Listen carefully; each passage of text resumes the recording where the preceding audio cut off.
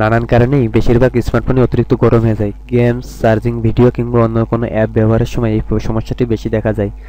ধারাবাহিকভাবে প্রসেসিং ক্ষমতা বাড়ানো এবং বড় বড় ব্যাটারির সঙ্গে ফাস্ট চার্জিং প্রযুক্তি ব্যবহারের ফলে বেশিরভাগ স্মার্টফোনই দ্রুত গরম হয়ে যায়। যদিও এটি বড় ধরনের কোনো সমস্যা নয়, তারপর প্রাথমিক অবস্থায় কিছু কলা কৌশল জানা থাকলে এই সমস্যার সমাধান করা সম্ভব। এক ফোনের চার্জার এক এক ফোনের চার্জার কিংবা ব্যাটারি আরেক ফোনে ব্যবহার করলে ডিভাইস অতিরিক্ত গরম হয়ে যেতে পারে। সেজন্য নির্দিষ্ট স্মার্টফোনের জন্য নির্দিষ্ট চার্জার এবং ব্যাটারি ব্যবহার করতে হবে। দ্বিতীয় কথা, স্মার্টফোনের কভার তাপকে ভিতরে আটকে রাখে, তাই ফোনে চার্জ দেওয়ার সময় কিংবা দীর্ঘক্ষণ ধরে ফোন ব্যবহার করার সময় কভার সেটটি খুলে রাখা যেতে পারে, এতে স্মার্টফোন খুব বেশি গরম হবে না।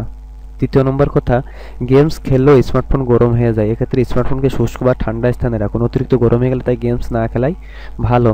4, কিছু অ্যাপস আছে যেগুলো প্রসেসিং ক্ষমতার উপর অনেক বেশি চাপ সৃষ্টি করে, ফলে ডিভাইস অতিরিক্ত গরম হয়ে যায়। অর্থাৎ এই অ্যাপগুলো পরোক্ষভাবে স্মার্টফোনকে অতিরিক্ত গরম করে দেয়, তাই এগুলোকে চিহ্নিত করে স্মার্টফোন থেকে এসব অ্যাপস আনইনস্টল করে দিতে হবে, তাহলে অনেক ভালো হবে। 5 নম্বর কথা, চার্জে দেওয়ার সময় কোনো ফোন বিছানায় কিংবা সোফায় রাখার পরিবর্তে শক্ত কোনো স্থানে রাখুন, এতে করে তাপ বের হয়ে আসবে। 6, কিছু কিছু ক্ষেত্রে দীর্ঘক্ষণ ধরে ফোন চার্জে দেওয়া রাখলে ডিভাইসটি অনেক গরম হয়ে যায়। এক্ষেত্রে এই বিষয়টির দিকে আমাদের খেয়াল রাখতে হবে। ফোন সম্পূর্ণ চার্জ হয়ে যাওয়ার পর সেটা চার্জার থেকে খুলে নেওয়াই ভালো, তা নাহলে ব্যাটারির ক্ষতিও হতে পারে।